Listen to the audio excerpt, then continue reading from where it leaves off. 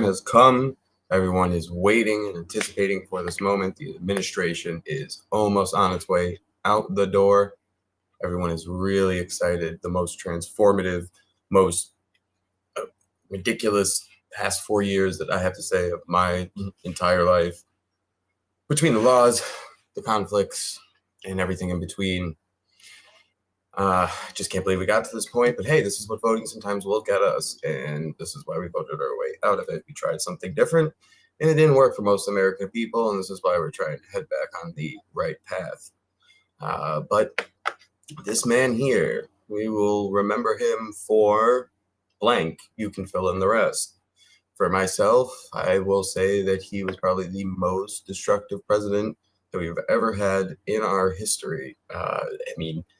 He basically was asleep at the wheel the whole time. It was like going to a trip to New York City from upstate New York, heading down there, and the bus driver is on autopilot the whole time, sleeping, and you go right past the city, keep on going down I-95, and the next thing you know, you're in Atlantic City.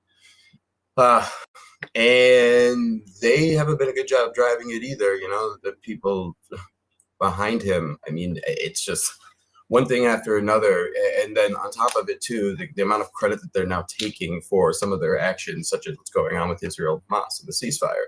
Oh, let's just take credit for that because that's what you guys did, because you guys are still in the administration for the past 4 years. Well, let's not forget about the threats that were made by Donald Trump, but by the time he makes office, that Hamas better stop, otherwise there's going to be hell to pay. Well, you know what? The past 4 years, the American people have been paying hell because of this administration. And it's just very, very, very sad that there was nothing done on the left, the right over the past 4 years to take harder action into stopping these people to the amount of damage that they have done. California, I don't know what to say. Everyone knows what's going on. North Carolina, this is just, we've degraded ourselves to this, it's literally, I hate saying it, but it's a banana republic kind of style of politics. And we're all going to sit here now and listen to our lovely press secretary for the White House for the last time to see her final words and goodbyes addressing the press, because we all love Karine Jean-Pierre. We just love every day seeing your face. We love seeing the get-ups, the dresses. You are a beautiful shining star in this political environment, and you're going to go so much further.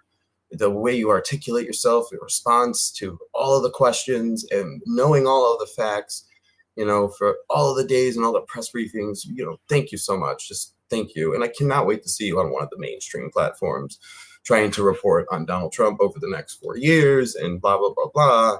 And we'll see you a pundit on this and a pundit on that. And we'll see how you can spin this and that, green screen actors and people who are just basically playing a role that they have no idea what they're actually doing. Before I even move forward to taking your questions, I want to do one of those, as the former senator, now President Biden would say, here we go. A point of personal privilege here.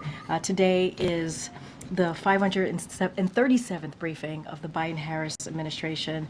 This is my 306th briefing and the final briefing of the administration. Amazing that you remembered those facts.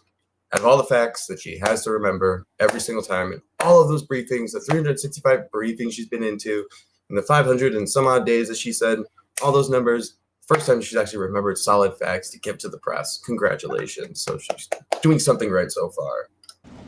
Before I get to all your questions, I just want to say a few things and also just give out a few thank yous, if that's okay.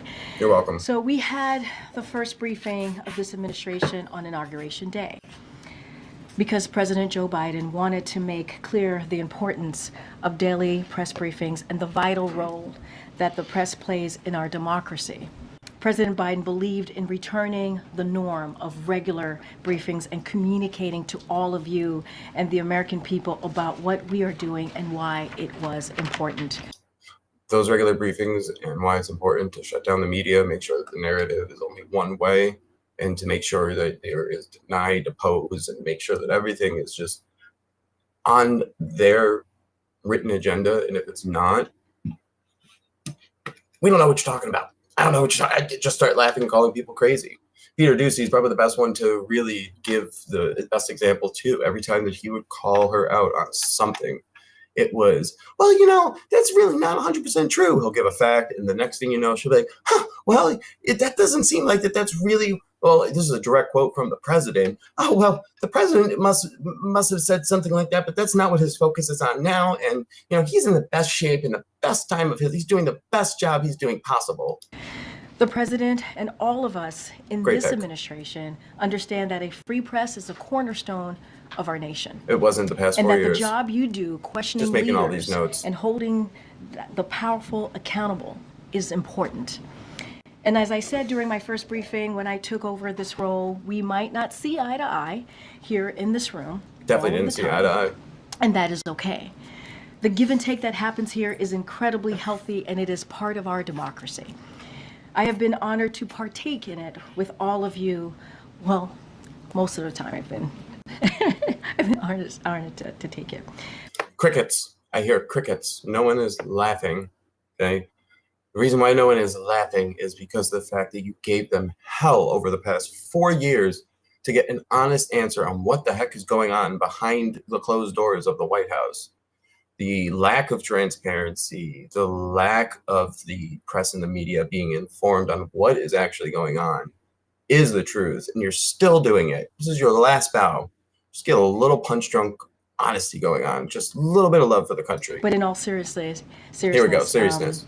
I also said at the first briefing, I would not be here today if it were not for generations of barrier-breaking people before me. I have stood on their shoulders. Thank God she's DEI. I benefit from their sacrifices. I have learned excellence, and I am eternally grateful to them. And now I will pass the torch. It is my sincere hope that I will, Those real tears. while I may be the first for many things at this podium behind this lectern, I am not the last. I hope my presence at this podium has served as inspiration to many young girls out there who look at me and look at this job and look at what we've been able to do and have a similar background as me. And hopefully they can follow their dreams. Sorry, but it took me a second. What intersectionality was she trying to convey to everybody? I mean, it doesn't make any sense of what she was trying to do. And furthermore, it's just absolutely absurd and ridiculous that she is going about the nature of still kind of fluffing and puffing everybody. And she's not setting real cornerstones for other women. I think there have been other women who have been in the press secretary's place. Now, whether it has been a Black woman in the press secretary, I believe that she is the first. However, she has set a terrible, terrible precedence for people moving forward. And at the same time, she has set the bar very, very low, extremely low. So, I mean, there's only kind of basically room for improvement. So, I mean, if she can go, anybody who comes into the press secretary next and it's going at a lower bar,